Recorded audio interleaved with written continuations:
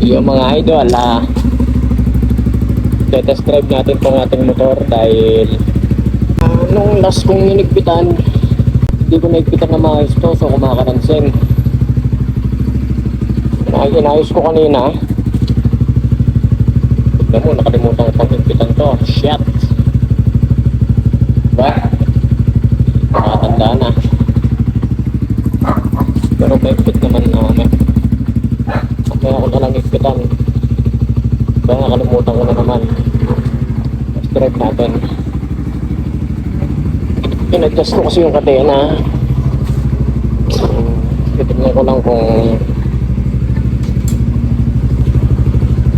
napahigpit ba o tama lang ang pag-adjust ng kadena.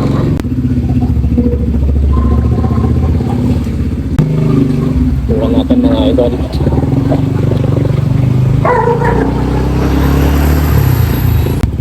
Bagay din kasi pagka yung kadena sobrang higpit, hindi rin maganda. Pagka naman sobrang luwag, siyempre hindi rin maganda.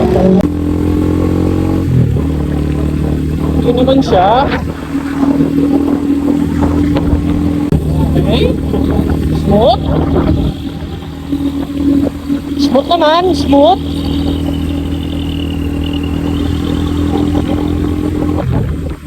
Okay, smooth. Smoothness. Oh, takbo-pogi lang, takbo-pogi lang. Balik na tayo mga idol. Balik na tayo mga idol. Okay, sapat na yun. Smooth naman siya. Medyo parang kapag low RPM lang, medyo ko napipil na parang medyo magaspang ang pag-shifting. Pero nagpapa-change oil na rin kasi to, baka dahil sa langis na rin. Pero smooth naman, oh. Naman siya. So minsan kasi yung shifting, nakadepende din siya sa higpit tsaka sa luwag ng kadena. Pero base lang yun sa observation ko, kaya pag sobrang luwag minsan magaspang talaga. Pero ngayon, oh, sobrang smooth. Talagang man ma-feel na, parang hindi ko ma-feel na pumapasok pero nakapasok na. Talagang masasabi ko lang sobrang smooth. Yung sa downshift, oh, smooth lang sa downshift.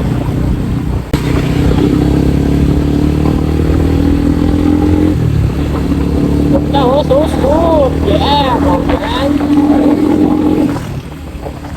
Sobrang smooth lang, so wala akong masabi, man.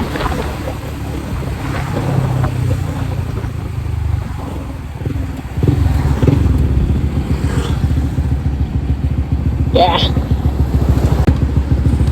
Adjustment ng clutch, okay lang naman. Adjust ko rin kasi kanina ng aking clutch. So ito, makakalipat na tayo mga ito. Subukan lang natin yung ating kadena. Pagka-adjust ng kadena. Nakalimutan ko kasing higpitan ng maayos nung nakaraan. Though nahigpitan ko naman yung axle ng ng gulong ng mags. Kaya okay lang na ang problema. Yun, nakalimutan natin higpitan. Pero nahigpitan ko naman to. Parang okay lang din naman. Safe naman siya. Kaso, problema, syempre, hindi naka-align. Barbecue pa. O ngayon, kanina, ito yung nakalimutan kong higpitan. Ano siya. So, shit. So, ito mga idol, kumulan tayo ng ating gamit. So, higpitan lang natin to. Kalimutan. So, sa kabila, para sure.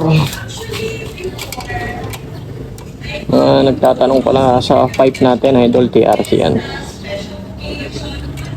Ano? TRC.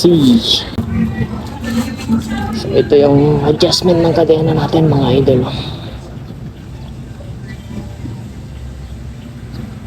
Bagong langis lang yan, kakalangis ko lang kanina. Hindi ko alam kung sakto lang ba yan o sobra. Pero base sa shifting ko, smooth naman, so okay na yun. So yun lang mga idol, bye bye!